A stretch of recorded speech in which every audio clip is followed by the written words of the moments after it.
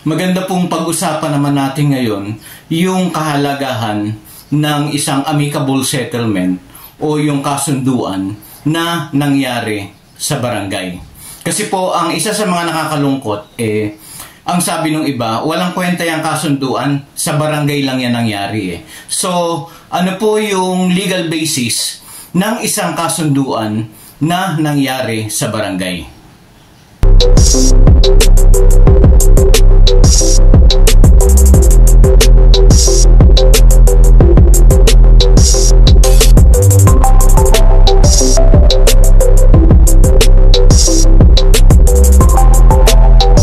Magandang araw mga kabarangay. Kamusta na po kayo? Para po sa mga nagsasabi na walang kwenta ang kasunduan sa barangay, please lang po, maghunos dili kayo. Ang isang kasunduan sa barangay na dumaan sa proseso ng amicable settlement o sa barangay conciliation ay hindi po dapat binabaliwala. Ito po ang dahilan kung bakit hindi dapat baliwalain. Ito po ay mahalagang bagay. Mayroon po kasing batas na nagsasabi na ang matiwasay na pag-aayos at gawad ng paghatol ay mayroong lakas at bisa ng pinal na hatol ng hukuman matapos ang pagwawakas ng 10 araw. Mula sa petsa rito.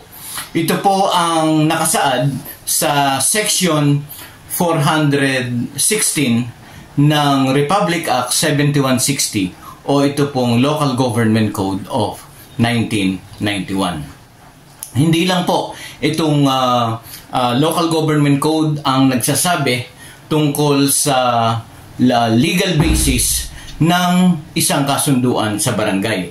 Meron din pong mga Supreme Court decided cases, kagaya po nitong kaso ni Quiros versus Arjona. Ito po ay matatagpuan sa GR number 158901, March 9, 2004. Ito po ang eksaktong sinabi ng Supreme Court. Generally, the rule is that where no repudiation was made during the 10-day period, the amicable settlement attains the status of finality, and it becomes the ministerial duty of the court to implement and enforce it. Diba, ang ganda na sinabi ng Supreme Court tungkol sa kahalagahan noon pong mga amicable settlement o itong arbitration award sa barangay level. At ito pa, sa kaso ni Catedrilla versus Lauron, ito po ay makikita sa GR number 179001, April 15, 2013. Ito po ang sabi ng korte. An amicable settlement reached after barangay conciliation proceedings has the force and effect of a final judgment of a court if not repudiated, or a petition to nullify the same if filed before the proper city or municipal court within 10 days from its date.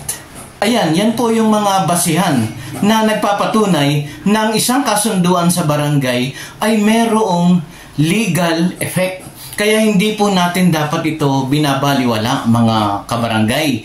Meron pong bisa na kagaya ng desisyon ng isang korte ang mga kasunduan po na nangyari sa tamang proseso ng amicable settlement. Ayan mga kabarangay, hopefully, ito pong short video na ito ay nakapagbigay ng liwanag doon sa ating mga kabarangay na hindi pa nalalaman yung kahalagahan ng kasunduan sa barangay. Muli, ito po si Jeffrey at nagpapasalamat po sa inyo sa patuloy ninyong panonood dito sa Katarungang Pambarangay Channel.